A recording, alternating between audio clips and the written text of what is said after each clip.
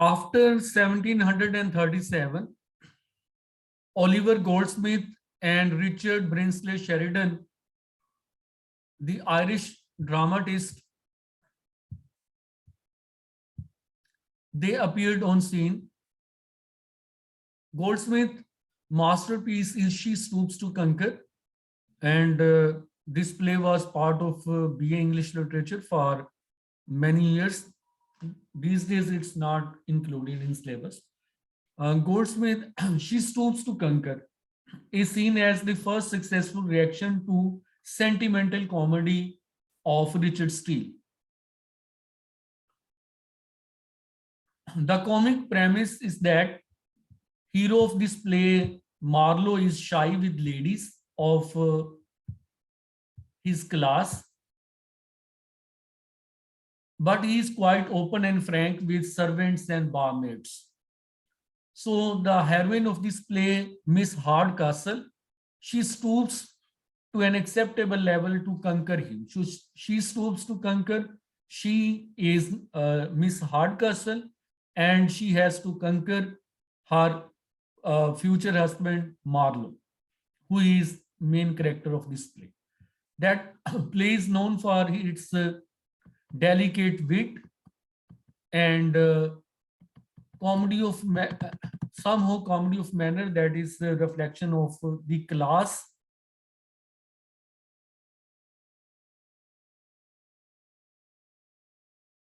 Another writer of that age is Sheridan, who was a parliamentarian known for his political speeches. He wrote two significant dramas, The Rivals and The School for Scandal. The Rival is mostly included in university syllabus, and when I was doing my MA two decades back, that was part of our course. The Rivals apparently plays with, you can say, over emphasis of manners and pronunciation by snobbish people or aristocratic class of the time. But it has actually produced at least two of the characters that represent uh, that become prototype. One is Madame Malaprop, and other is Sir Anthony Absolute. Sir Anthony Absolute has a concern for family values, customs, manners, and in his personality, he looks, you can say, comic and grotesque. On the other side, Miss Malaprop, who expects appropriate behavior and has emphasis on quality of pronunciation, but her own pronunciation is dubious and mostly faulty. It also satirizes the traditions of duel, as there is a duel in the play between Bob Acres, Captain Absolute, and some other characters. There is also attack on sentiments are uh, sentiments of lover and beloved, and uh, false expectations associated with their roles, like uh, and there is a fantasy of elopement, which is also mocked through the character of uh, Lydia. Uh, there is some, you can say, references and humor of that practice of reading novels and creating fantasies on the basis of the novels. His other play is The School for Scandal, that presents London society as hotbed of gossip and intrigue, mean same sexual intrigue and a culture of scandal or scandalous gossip that is in this play. He wrote, you can say, um, uh, too short, but his plays have great popularity and they are enjoyed for that quality of what we say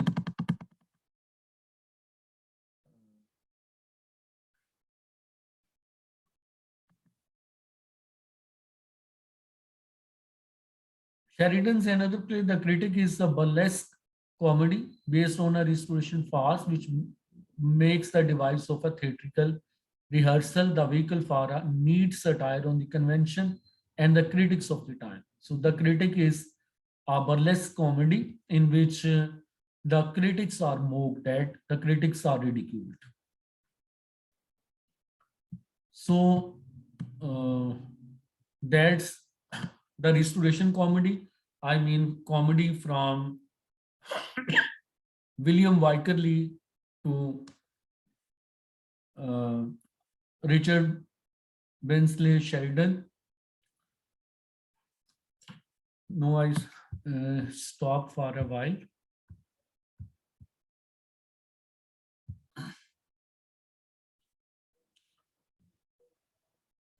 John Dryden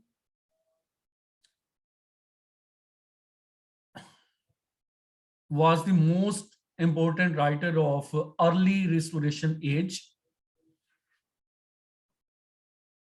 He was one of the Protestant ones, mean Puritans who were supporter of Lord Cromwell, and later on he became the supporter of King Charles politically. He was, you can say, associated with both beliefs, Protestant and Catholic, religiously, and he had connections with both aristocrat and newly emerging middle class.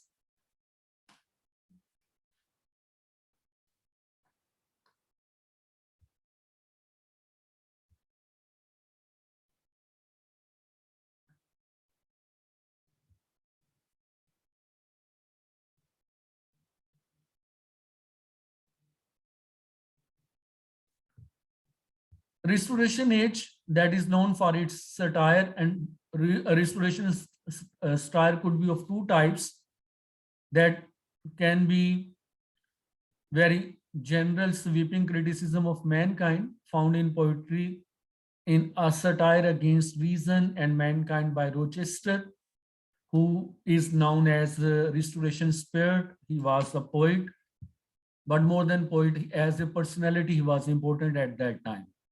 And in prose of Jonathan Swift,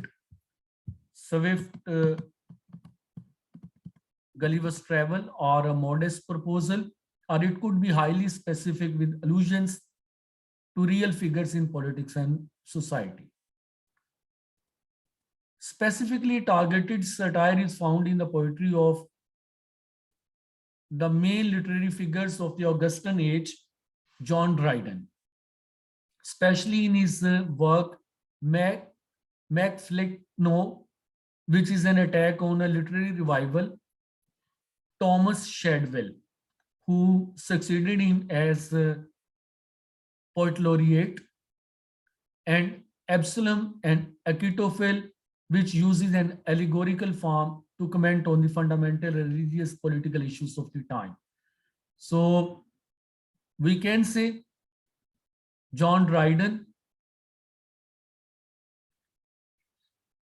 attacks his rivals in Macflecknoe and Absalom Achitophel.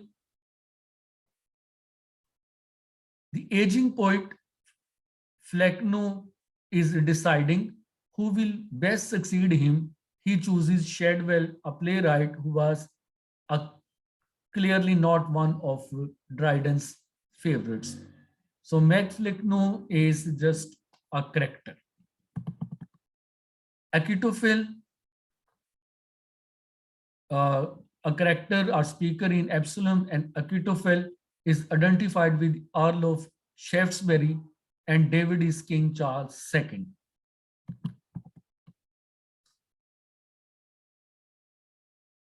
The Maiden follows on from Absalom and Achitophel and predicts much of religious and political upheavals which was to come in the next few years. This kind of political satire in the hands of later writer novels and plays like De la Riviere, Manley, and Henry Fielding became less and less acceptable to the people. Dryden was a highly prolific literary figure, a professional writer who was at the center of all the greatest debates of his time. For example, the end of the Commonwealth, the return of the monarch, the political and religious upheavals of 1680s, mean state should be Catholic or not, and specifically literary questions of new classicism opposed to more modern trends. He was poet laureate from 1668, but he lost this position in 1688 or 89 when King James II was overthrown, and his daughter Mary James and William of Orange succeeded as successor to throne.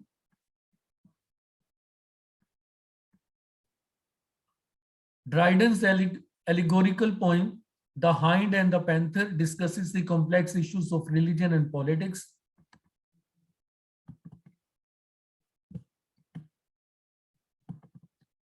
He returned to theatre, which had given him many of his early success in tragedy. Two significant works such as Alexander's Feast and The Secular Mask are his main achievement in his later years. Alexander's Feast and The Secular Mask.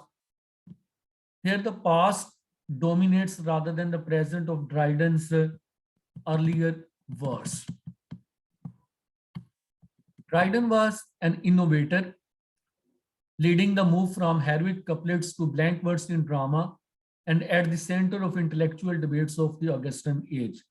He experimented with verse forms throughout his writing life until Fables, Ancient and Modern, that was published in 1700, and the same year Dryden passed away. The term heroic was applied to tragedy in Restoration age. So heroic couplet adopted a gentler, more humorous tone. It is in this context the mock heroic can be best understood.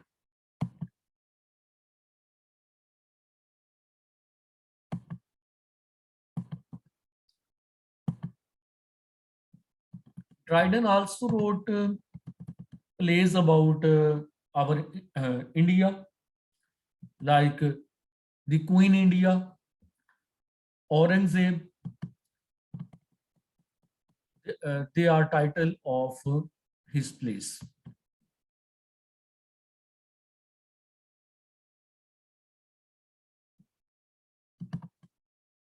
So Dryden also composed great prose, and it is believed that prose started with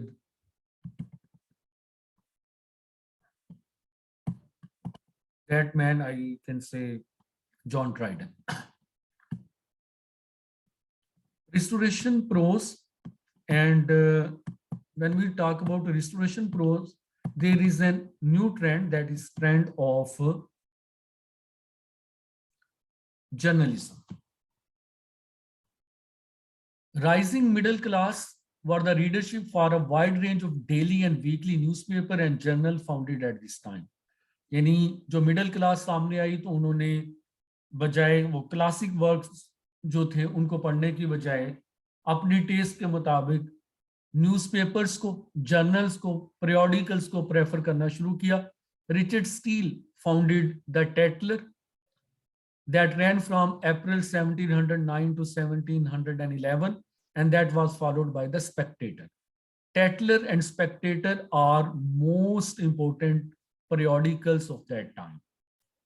Tatler and Spectator.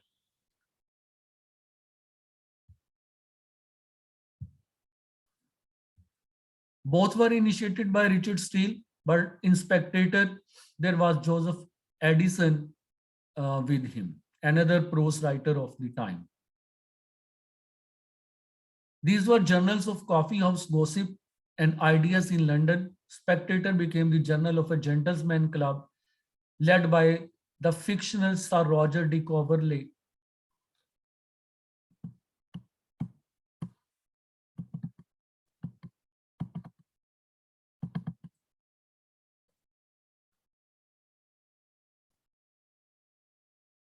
The coffee houses of London are a gentleman's club became the respected centers of Middleborough ideas on society, culture, manners, and morals, literature, and life.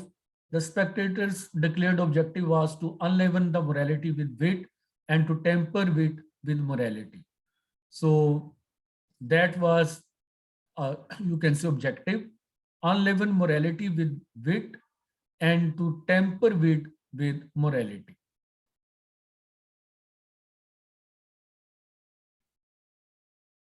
Gentleman's Journal was the first magazine of this kind, but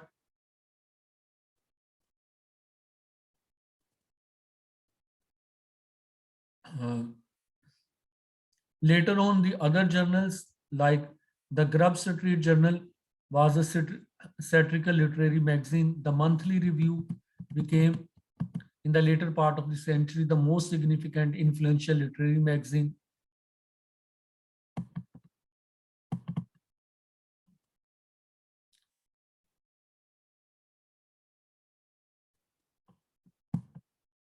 Daniel Defoe, a novelist, a prose writer, he also edited a trade journal which name is Mercator. Defoe is one of the first to write polemically about money and the new mercantile ethos in society.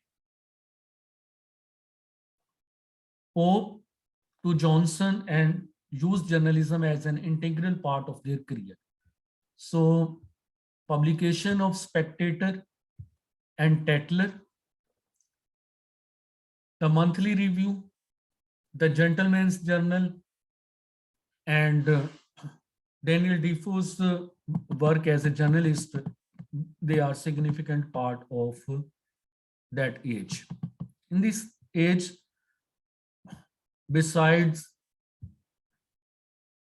there were writers who were writing, you can say, philosophy, like David Hume, Locke, uh, and Adam Smith, who was writing The Wealth of Nations.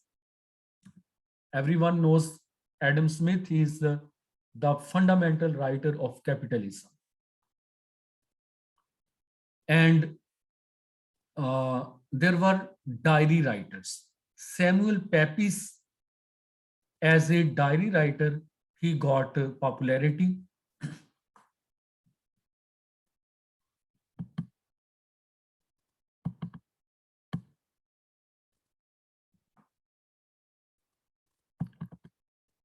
Gibbons, he was a historian. He wrote The Decline and Fall of the Roman Empire, a massive 6-volume work that was published in between 1776-1788, and that is still relevant. And in this age, it is read.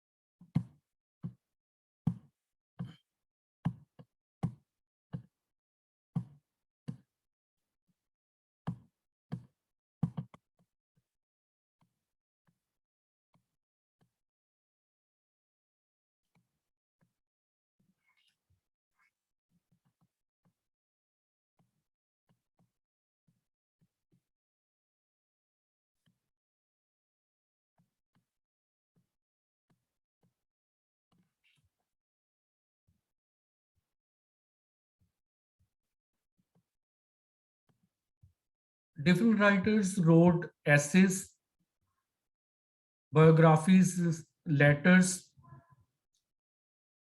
but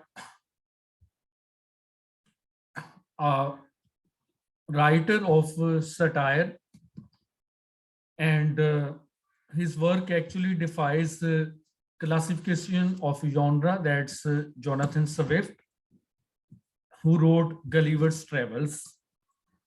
Gulliver's Travels, they are voyages of the character Lemuel Gulliver. These voyages are voyage to Lilliput. That's the land of pygmies, and